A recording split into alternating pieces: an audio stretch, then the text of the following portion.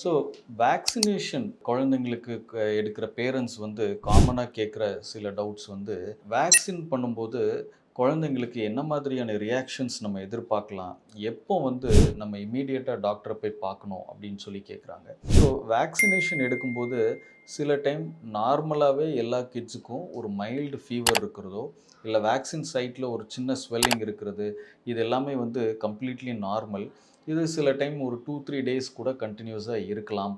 So இது even for a painless vaccine கூட சில டைம் குழந்தைங்க வந்து ஆல்ரெடி அந்த இன்ஃபெக்ஷனுக்கோ இல்லை ஆல்ரெடி ஒரு வேக்சின்னால சென்சிடைஸ் ஆகியிருந்தாங்க அப்படிங்கும்போது செகண்ட் டோஸ் டைமில் சில டைம் ஒரு மைல்டு ரியாக்ஷன் ஒரு மைல்டு ஃபீவர் இருக்கிறதுக்கான வாய்ப்புகள் இருக்குது.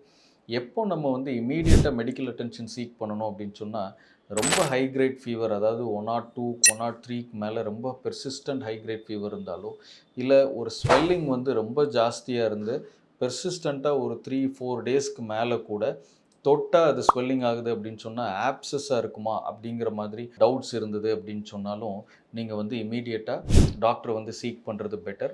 அது இல்லாமல் சில டைம் வந்து பேபிஸ் ரொம்ப அப்நார்மலாக பிஹேவ் பண்ணுறாங்க, இரிட்டேஷன் ரொம்ப ஜாஸ்தியாக இருந்தாலும் நீங்கள் பீடியாட்ரிஷனை இம்மீடியட்டாக கன்சல்ட் பண்ணுறது பெட்டர்.